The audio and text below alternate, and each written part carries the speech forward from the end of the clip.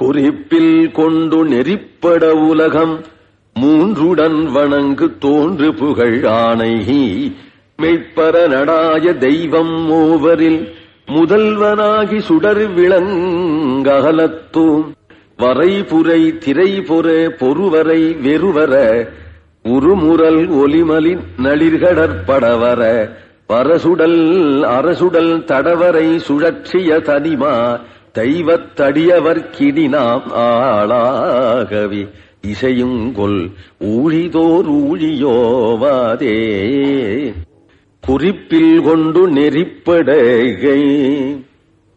சன்மார்க்கம் வேணும். சன்மார்க்கத்துக்கு பிரமாணம் சாஸ்திரம். சாஸ்திரத்திலே சொல்லும்படியா நீர் தஸ்மாத் சாஸ்திரம் பிரமாணந்தே காரியாகாரிய வியவஸ்திதோ ஞாத்வா சாஸ்திர விதானோக்தம் கர்மகர்த்து மிகார்கசி அசாஸ்திர விகிதம் கோரம் தப்பியந்தே ஏ தபோஜனஹ நச சித்திம் அவாப்னோதி ந சுகம் ந பராங்கதி. பகவான் கீதையில சொல்றது எம்மதமும் சம்மதம் தானேன்னு இப்ப சொல்றார். ஏனால் ஒரு மதத்தினும் ஒரு மதத்தினரும் சண்டை போடக்கூடாது. மதத்தின் பேர்ல சமூக சண்டை, உண்மையான மத சண்டை இல்ல. எந்த மதமும் யாருக்கும் தெரியாது. மதத்துல நாட்டமும் கிடையாது. மதத்தினுடைய பலனும் தெரியாது. ஆனா இவர்கள் ஹிந்து, இவர்கள் முஸ்லீம், இவர்கள் கிறிஸ்துவர்கள், இவர்கள் சைவர்கள், இவர்கள் வைஷ்ணவர்கள் அப்படின்னு தனித்தனி சமூகம் மட்டிலும் இருக்கு. சமூகம் ஒரு சமூகத்தை தாக்குறது, ஒரு சமூகம் ஒரு சமூகத்தை அடக்கிறது கடவுளுக்கு சம்மதமா இருக்குமா? அந்த சமூக சண்டை கூடாதுங்கிறதுக்காக எம்மதமும் சம்மதம்னு சொல்லித்தே தவிர, ஆனால் அல்பசாரமான மதமும் சர்வசாரமான மதமும் எப்படி ஒன்னாகும்? அந்த இதுல உள்ள சித்தாந்தம் அதுல இல்லையே, இதுல உள்ள பிரமாணம் அதுல இல்லையே. தன் புத்தி பிரமாணத்தால கல்பிச்சுட்ட கடவுள் ஒருத்தர் இருக்கிறாருன்னு நாட்டு புறத்தானுக்கு கூட தெரியறது. வேதம் படிச்சுதான் தெரியறதுன்னு சொல்ல முடியாது. உலகத்துல கடவுள் உத்தரவு உண்டுன்னு எல்லாரும் தான் சொல்றார். ஆனால் அந்த ரீதியிலே உலகத்துல எல்லாம் ஒண்ணு அப்படின்ன போதிலும், ஆனால் சாஸ்திரங்களை நிர்ணயம் பண்ணி இப்படித்தான் கடவுளுடைய தன்மை அப்படின்னு ஒண்ணு ஒத்துக்கலையானால் ஞானத்துக்கும் மதிப்பு கிடையாது, ஞானிகளுக்கும் மதிப்பு கிடையாது. அதனாலதான் நாம் செய்யக்கூடிய செயல்கள் சாஸ்திர அனுசரிச்சு இருக்கணும். தெரிஞ்சுக்கிற விஷயமும் சாஸ்திரத்தை அனுசரிச்சிருக்கணுங்கிறதுக்காக தான் இது மாதிரி காலட்சேபங்கள். சம்சயமே இல்லாத தெளிவுடைய ஞானிகளிடத்திலே கேட்கணும். தெளிஞ்சாதான் நம்முடைய ஹிருதயத்தில் உள்ள சந்தேகங்களும் தீரும். அடிக்கடி கேட்கணும் என்றே உபனிஷத்து விதிக்கிறது. உபனிஷத்து அப்படி கேட்கிறவர்கள் சொல்ற சம்பாஷணையாவே அமையறது. அதுக்கு காரணம் என்னன்னா சத்சங்கம் வேணுங்கிறதுனாலதான், சத்சங்கத்தினால்தான் நெறி ஏற்படும். இப்படி இருக்கணும் அப்படிங்கிற பண்பு இவைகள்லாம் சத்சங்கத்தால்தான் ஏற்படும். தான் தோன்றித்தனமா இருக்கக்கூடாது. அதனால்தான் குறிப்பில் கொண்டு நெறிப்பட என்கிறார். உலகம் மூன்றுடன் வணங்கும் தோன்று புகழ் காணை. ஏன் சாஸ்திரத்துக்கு அவ்வளவு பெருமையினால்? ஸ்ருதிஸ்மிருதிர்ம் அமைவாத்யா யஸ்தாம் உல்லங்கிய வர்த்ததே ஆத்யாச்சேதி மம துரோகி மத் பக்தோபி ந வைஷ்ணவா என்று பகவான் மிகவும் கோபத்தோடு பேசுறார். சாமானிய ஜனங்களுக்கு நீதிக்கு கட்டுப்பட்டு வாழணும் அப்படின்னு இருந்துட்டா அப்புறம் என் பக்தனுக்கு அதை விட எவ்வளவு அவசியம் அப்படிங்கிறார். நாம் பகவத் பக்தனாக்கும் பகவநாமம் சொன்னாலேயே எல்லா பாபங்களும் போயிடும் அப்படின்னு நினைச்சுண்டு எவன் பாபங்களுக்கு துணியறானோ அவன் எனக்கு துரோகி அப்படிங்க. ஏனால் பகவான் பாபத்தை போக்கிடுவான். நான் எப்படி வேணாலும் இருக்கலாம். கோர்ட்ல போய் பொய் சாட்சி சொல்லலாம், கொலை பண்ணலாம், மதுபானம் பண்ணலாம், பிற ஸ்திரீகளை தொடலாம். எல்லா பாபத்துக்கும் விமோசனம் பகவன் நாமம் அப்படின்னு இருந்தா அவன் வைஷ்ணவனா? அவன் பாகவதனா? அவன் என்னுடைய பக்தனா? என் பேரை கெடுக்கிறானே என்கிறார். அதுதான் இங்க ஆக்ஞை. ஆக்ஞை தான் தமிழ்ல ஆணைன்னு சொல்லுவா. ஸ்ருதிஸ்மிருதிர்ம் அமைவாத்யா, என்னுடைய ஆக்ஞை இப்படித்தான் இருக்கணும் என்று அந்த ஆக்ஞையினுடைய குறிப்பில் கொண்டு பகவானுடைய ஆக்ஞையான சாஸ்திரங்களைக் கொண்டு நெறிப்பட சன்மார்க் சத்தியத்தை தான் பேசணும். பிறரை துன்புறுத்தக்கூடாது, திருடக்கூடாது, கொலை பண்ணக்கூடாது முதலியதான நெறிகள் வேண்டாமா? மிருகம் மாதிரியா வாழர்?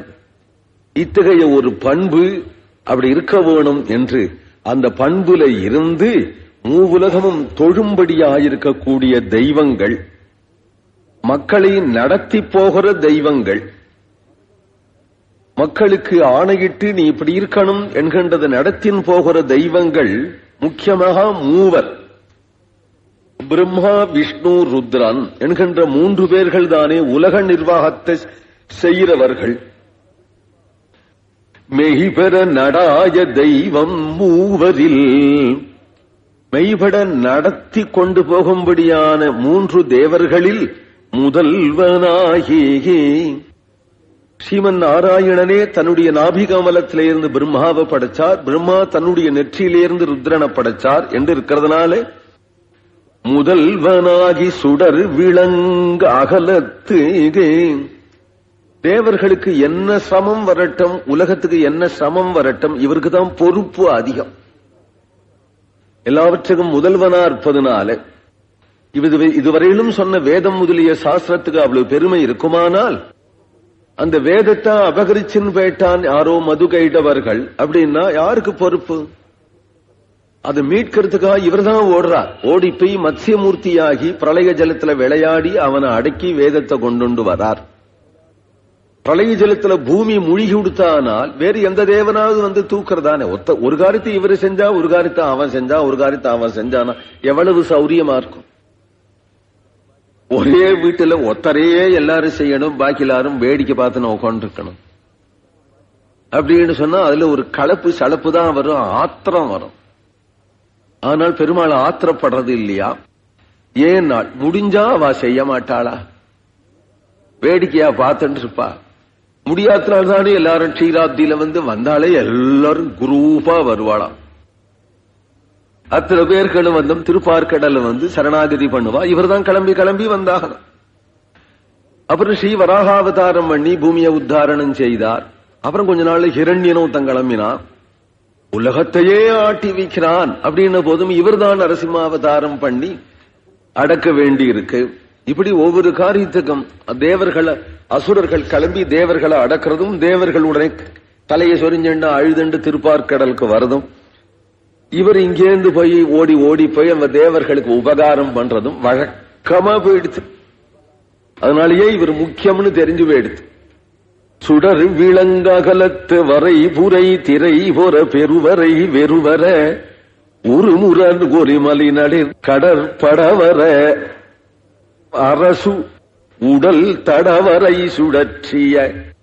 தடபுடன்னு அந்த மலைய தூக்கி கடல் கடையிறத அப்படியே காமிச்சுட்டாரு இந்த ஓசையினால. வரை புரை திரை, வரைனா மலை, புரைனா மலைக்கு சமானமான திரை அலைகள். ஒவ்வொரு அலைகளும் மலை போல கிளம்ப வரைபுரை திரை பொற பெருவரை வெறுவு. அந்த அலையே மலை மாதிரி கிளம்புறது. அவ்வளவு அலைகள் திருப்பார்கடலுடைய ஒவ்வொரு அலையும் மலைய போல கிளம்பி செரியர். மேலும் அலை கிளம்புவதற்கே காரணம் உள்ள ஏதோ ஒன்று அலையறதுனால தானே. அதனாலதான் அலை கிளம்பும். இங்க எது அலையறதுன்னா மந்திர மலையே அலையறது. மந்திர மலைய சமுத்திரத்துல போட்டு அமிர்தம் வேண்டி திருப்பார்கடல் கடையும் பொழுது மலையான அலைகள் கிளம்ப வரைபுரை திரை பொற பெருவரை பெரிய மலையான மந்திர மலையை பெருவு அதை போட்டு சுழற்றும் பொழுது அப்போ அரவரசு, அரவுகளுக்கெல்லாம் பாம்புகளுக்கெல்லாம் அரசாயிருக்கக்கூடிய வாசுகி என்கின்றவன அதுல சுத்தி தடவரை சுழற்றிய மத்து போல அதை கடையும் பொழுது அதுல இருந்து வர அமுதத்தை தேவர்களுக்கெல்லாம் பரமாற. அப்ப எப்படி இருக்கிறாள்? தானும் ஒரு மலை போல இருந்து இவர்கள் விஷம் வந்ததுமே ஓடி போயிட்டாளா? தானே அதை கடையவும், அது திருப்பார்கடல் சேற்றில உட்கார்ந்து நுடுறதா? தானே கூர்மமாகி முதுக கொடுத்தும் முதுகுல நிற்காம சரிஞ்சு சரிஞ்சு விழறதா? அதுக்கா தானே ஆயிரங்கையோடு அதனுடைய கொடுமுடிய பிடிச்சும் இப்படி தானே கடைஞ்சும் தானே மலைய தூக்கிண்டு வந்தும் தானே முதுகு கொடுத்தும் தானே சுழட்டியும் கடைசியில ஒரு டிராப் அமிர்தம் தான் சாப்பிடல. தேவர்களை உட்கார வச்சு எல்லாருக்கும் அமிர்தம். அதனாலதான் நேற்றைக்கு சொன்னோம் அந்த பாசுரத்துல வள்ளல் அப்படிங்கிறார். பிறருக்கு கொடுக்கறதுல அவ்வளவு சந்தோஷம் உடையவராக இப்படி தானல்லவோ பாடுபடுற தெய்வமா இருக்கே தவிர இது பழைக்க தெரியல. இந்த தெய்வத்துக்கு இது பாடுபடுற தெய்வமா இருக்கு. வரசுடல் தடவரை சுழற்றிய தனிமா தெய்வத்து அடியவர் கிணி நாம் ஆளாகவேயே. எல்லாரும் பேச்சுக்கு சொல்லுவா பரோபகாரார்த்தம் இதம் சரீரம் அப்படியும்பா. என் உடம்பே பிறருடைய உபகாரத்துக்காதான் அப்படியும்பா. கதையில இவர் வழக்கமா உட்கார்ற இடத்துல வேற யாராவது உட்கார்ந்துட்டா ஏன் இடத்துல உட்காந்து நகரியா அப்படியும்பா. இவருக்கு ஒண்ணு ரிஜிஸ்டர் பண்ணல அந்த இடத்த. தான் நேற்றுக்கு உட்கார்ந்து இடத்துல இன்னைக்கு உட்கார்ந்துட்டா கிளம்புங்கிறார். ஆனா சொல்லிக்கிறது பரோபகாரார்த்தம் இதம் சரீரம். அடிக்கடி கதை கேட்டிருக்கிறதுனால இந்த ஸ்லோகம் சொல்லி கேட்டிருக்கிறதுனால அப்படி சொல்லுவார்கள். அப்படி இல்லையே, எம்பெருமான் பிறருக்காகவே அவர் செய்யற ஒவ்வொரு காரியமும் பிறருக்காகவே. எந்த அவதாரத்திலையும் ராமாவதாரமோ கிருஷ்ணாவதாரமோ எதை செய்தாலும் பிறருக்காகவே அவர் செய்யக்கூடிய காரியமா இருப்பதனாலே அந்த எம்பெருமானுடைய திருவடி அவரை சாட்சாத்தாக நான் ராமபக்தன் கிருஷ்ண பக்தன் அப்படின்னு ஆசைக்கிறத காட்டிலும் அவனுடைய அடியவர்க்கு அவனுடைய திருவடிய ஆசைத்தவர்களுக்கு அடியான் அடியான் அடியான் அடியான் அடியவர்க்கு அடியான் ஆவது தவிர இனி நாம் ஆளாகவே ஈசையுங்கள் வேற யாருக்கு நாங்கள் ஆட்படுவோம்? அந்த பகவானுக்கும் பாகவதாளுக்கும் தவிர வேறு யாருக்கு ஆசைப்படுவோம்? ஆனால் எங்களுடைய இந்த ஆசைக்கு ஒரு முடிவு கிடையாது. ஊழிதோர் ஊழியோவாதே சப்த சப்த ஜென்மம் இற்றைக்கும் 7 பிறவிக்கும் அப்படின்னு சொல்லிட்டே போக வேண்டிதான். 7 பிறவியா ஆயிடுது. இனிமே நீங்க மோட்சம் கொடுங்கவும் கேட்க மாட்டோம். 7 பிறவிக்கும் ஒவ்வொரு பிறவிலையும் இற்றைக்கும் 7 பிறவிக்கும் இற்றைக்கும் 7 பிறவிக்கும் சொல்லிண்டே நான் சொல்லிண்டே போயிருக்க வேண்டியதான். அதுபோல ஊழிதோர் ஊழி ஓவாதே ஒவ்வொரு ஊழியாக நாங்கள் எம்பெருமானுக்கு ஆசைச்சு கைங்கரியம் பண்ணினதுனால அழுக்குமா போரும்னு தோணுமா? இப்படியே நித்திய கைங்கரியம் பண்ணி கொண்டு இருப்போம் என்று சொல்லுகிறார்.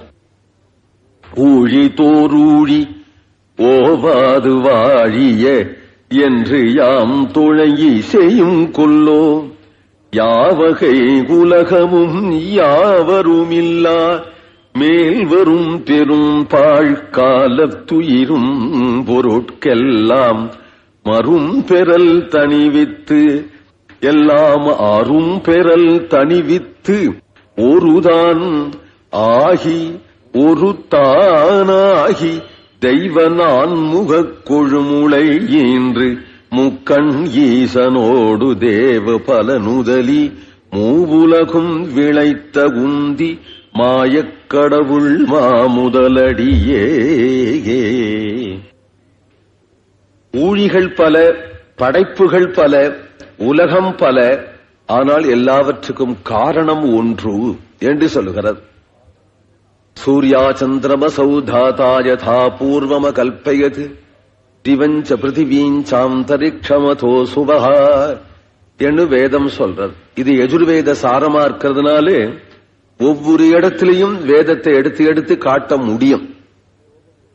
வேத சாரமாக இருக்கிறதுனாலே ஊழிதோர் ஊழி வெவ்வேறு ஒரு சிருஷ்டி அப்புறம் உலகம் இருக்கு அப்புறம் பிரளயம், ஒரு சிருஷ்டி அப்புறம் உலகம் இருக்கு அப்புறம் பிரளயம். இது போல நடந்துட்டே இருக்கா. இதுக்கு ஒரு முடிவும் கிடையாதான், இதுக்கு ஒரு ஆதியம் இல்லை. அதனாலதான் அழகிலா விளையாட்டுன்னு கம்பன் ஆரம்பிச்சான். அகன்று போகாத ஒரு விளையாட்டு. சிருஷ்டி ஸ்திதி சம்ஹாரங்கிறது அவனுடையவே திருவிளையாடல்கள். திருவிளையாடல் இல்லாத ஈஸ்வரன் இருக்கிறதே கிடையாது. அப்படி படைச்ச உலகத்திலே அவன் ஒரு சாதாரண மனிதனை போலே, சாதாரண மனிதன் கூட இல்ல, கஷ்டப்படுற மனிதனை போலே கூட அவன் நடிச்சாலும், ஆனால் அவனுடைய பெருமையை எடுத்து சொல்றாரு ஆஞ்சநேயர் ராவணன் இடத்துல போய், ராவணா உன் பெருமையெல்லாம் தபசுனாலே தவ வலிமையால வந்தது. ராமன் ஒரு நாள் கூட தவம் செய்யல. ஆனால் ராமன் செய்யறத நீ செய்ய முடியாது. படைச்ச உலகத்துலதானே நீ கைப்பற்றி நான் ஈஸ்வரன் சொல்லிக்கிற. ஆனா உன்னால படைக்க முடியுமா? உன்னால படைக்க முடியாது. படைச்ச உலகத்தை ஆக்கிரமிச்சு இது என்னுடைய இடம்னு வேணா சண்டை போடலாம். ஆனால் அவனுடைய தன்மை எத்தகையது அப்படின்னு கேட்டா, சர்வான் லோகான் சுசம்ஹிருத்ய, சர்வலோகங்களையும் நிரந்தரமாக்கி அழித்து புனரேவ ததா